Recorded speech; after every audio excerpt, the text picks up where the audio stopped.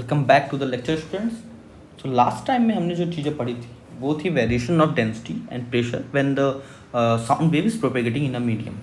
तो रिजल्ट्स हमें क्या क्या मिले थे। पहला जो प्रेशर में वेरिएशन था उसका जो रिजल्ट हमें मिला था वो था delta P is equal to delta P naught sine k x minus omega t minus pi by two. Okay, and जहाँ पे डेल्टा पी नॉट की वैल्यू है बीटा के ए, जहाँ पे बीटा है आपका bulk modulus, k propagation constant and A is the amplitude. Okay, ये चीज़ आपको मिली थी। और अगर हम डेंसिटी की बात करें तो बिल्कुल सेम ट्रेंड डेंसिटी में भी हमको देखने को मिला था। डेंसिटी में हमको देखने को मिला delta P is equal to delta P rho, delta rho is equal to delta rho naught sine k x minus omega t minus pi by two. ये दोनों कंडीशंस तब है जब जो वेव है उसका इक्वेशन है ए कॉस साइन ए sign k x minus omega T. तो ये अगर प्रोपेगेटिंग वेव है तो उसके corresponding change in pressure and change in density ये होगा। ओके, लास्ट टाइम में हमने कुछ और चीज़ों की बात की थी, जैसे अगर वेलोसिटी ऑफ साउंड, अगर मैं इसको अलग से करता हूँ, velocity of sound in let's say liquid और गैस की बात हम लोग करते हैं। ओके, तो velocity of sound in liquid और गैस में हमने क्या नहीं बताया था, हमने बताया था v is equal to root beta by rho, where beta is bulk modulus and rho is density of medium.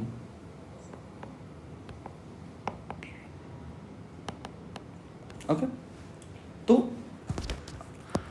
सबसे पहला डिस्क्रिप्शन जो साउंड स्पीड ऑफ साउंड का दिया गया था वो दिया गया था न्यूटन के जरिए। न्यूटन ने बोला जब साउंड वेव्स मीडियम में प्रोपेगेट करती हैं, ओके, जब भी साउंड वेव्स मीडियम में प्रोपेगेट करती हैं तो वो आइसोथर्मली प्रोपेगेट करती हैं, मतलब चेंज इन टेम्परेचर ज़ीरो होता है। याद रखिए, आइसोथर्मल मतलब change in temperature is zero. ये उनका पहला कंक्लूजन था। तो इस कंडीशन में जो बल्क मॉडुलस बीटा होता है वो आइसोथर्मली कंडीशन में हो जाता है प्रेशर के इक्वल। ये आगे लेक्चर्स में हम लोग पढ़ेंगे जब हम लोग थर्मोडायनामिक्स की बात करेंगे कैसे, लेकिन फिलहाल आपको याद रखना होगा कि beta isothermal is equal to pressure. Okay, तो velocity of the sound wave कितना आ गया, बीटा बाय पी होता है, बीटा बाय रो होता है। ओके, तो बीटा हो गया पी बाय रो।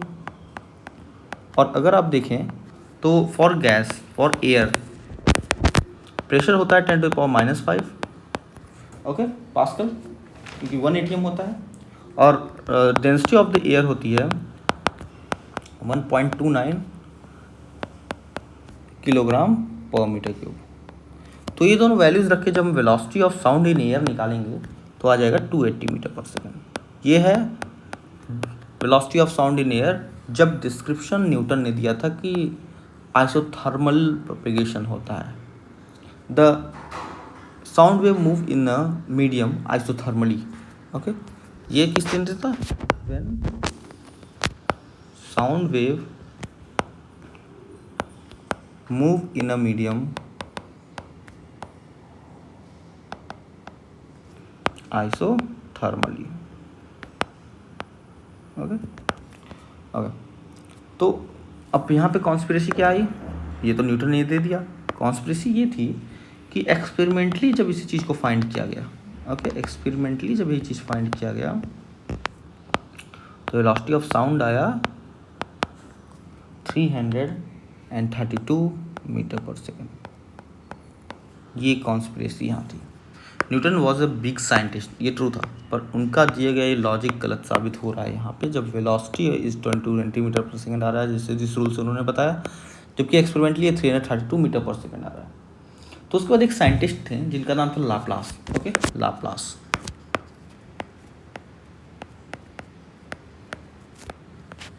इन्होंने इनके स्टेटमेंट में थोड़ा सा चेंजिंग किया। इन्होंने बोला द साउंड वेव्स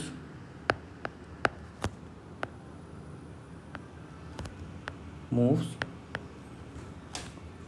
adiabatically, मतलब dq is equal to 0. Change in heat is 0, not temperature. Okay, change in heat is 0, not change in temperature is 0. तो वेव जब मूव करता है साउंड वेव तो वो एसियोबेटिकली, थर्मली नहीं, एडियाबेटिकली मूव करता है. ये अजम्पशन लेके लाप्लास ने आगे बढ़ाया. तो इस कंडीशन में जो बीटा हो जाता है एडियाबेटिक की कंडीशन में, वो हो जाता है गामा ऑफ पी. गामा जो है इसे बोलते हैं एडियाबेटिक कांस्टेंट,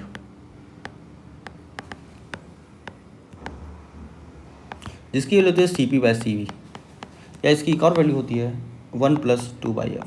एफ है degree of freedom. Okay, F is degree of freedom. Okay okay. So velocity कितना आ गया? वेलोसिटी आ गया root beta by row.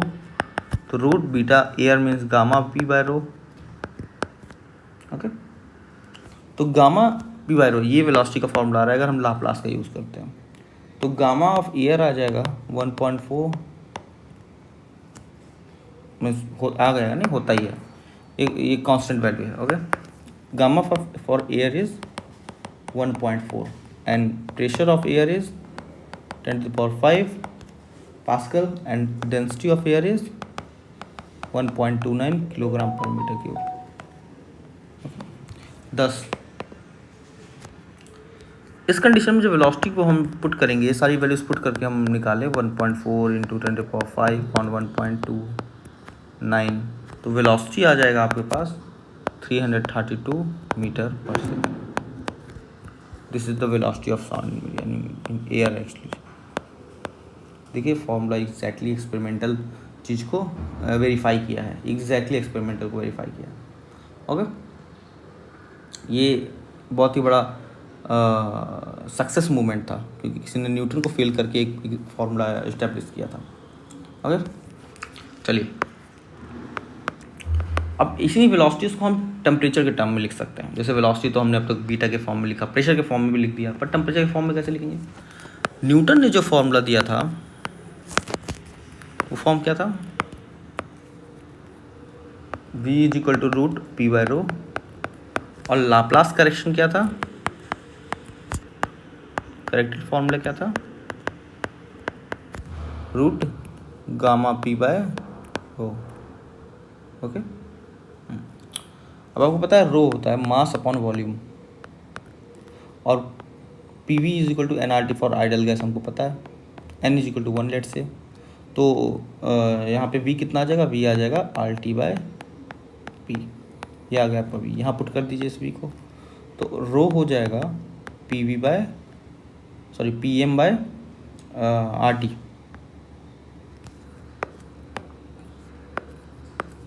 P M by R T, ये आपकी डेंसिटी आ गई.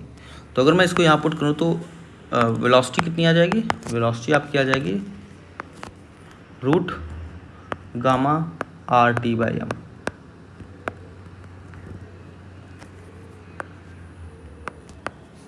ये velocity in terms of temperature.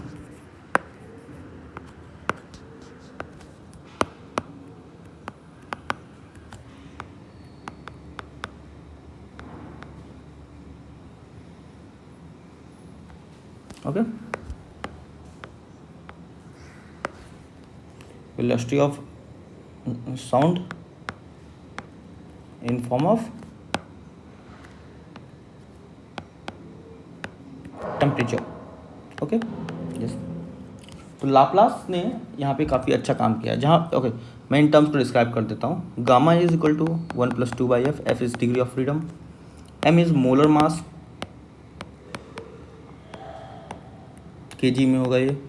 Okay, R is gas constant 8.3145 joule per mole kelvin. Okay, and T is temperature. Obviously T is temperature. ये हो गया basic type का. Okay, सबसे basic चीज़ ये हो गया जो भी आपको इस साउंड के बारे में जानना चाहिए. तो इस फॉर्मूले से हमें कुछ डिपेंडेंसीज दिख रही हैं. जैसे जो फॉर्मूला है हमारा वो क्या है? Root gamma R T by M. तो अगर आप देखिए तो v is directly proportional root T, पहला कंक्लूजन निकल रहा है यहाँ से. ओके, और अगर प्रेशर पे मैं इफेक्ट देखूँ तो प्रेशर इफेक्ट के लिए फॉर्मूला भी मुझे पता है, root gamma P by M. तो V is directly proportional to PP पर बोल सकता हूँ। ओके, और इसी को मैं टेम्परेचर के फॉर्म में लिखा गया है, तो है ये सारे पैरामीटर्स आपस में इस्टेब्लिश्ड हैं। ओके ओके, तो ये पहला पॉइंट था टेम्परेचर डिपेंडेंट। अगर मैं ह्यूमिडिटी पे बात करूँ, humidity dependent, effect of humidity,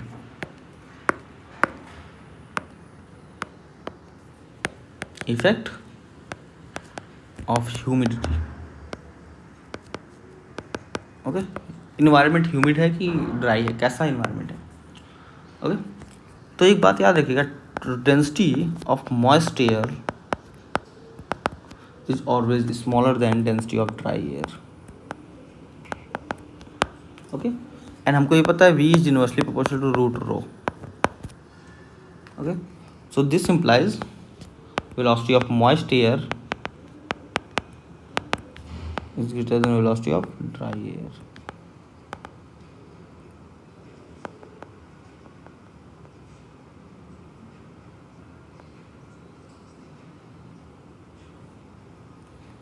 तो ओके, तो ये बहुत इंपॉर्टेंट पॉइंट है। आज के लेक्चर में इतना ही रखते हैं। अगले लेक्चर में हम लोग स्टार्ट करेंगे organ pipe. Okay, next lecture में हम लोग स्टार्ट करेंगे ऑर्गन पाइप। तो ऑर्गन पाइप दो तरह के होते हैं, मैं एक बेसिक इन्फॉर्मेशन आपको देता हूँ। एक होता है इस तरह का एक पाइप जो दोनों साइड से ओपन हो, एक होता है ये पाइप जो एक साइड से ओपन है और एक साइड से क्लोज्ड हो।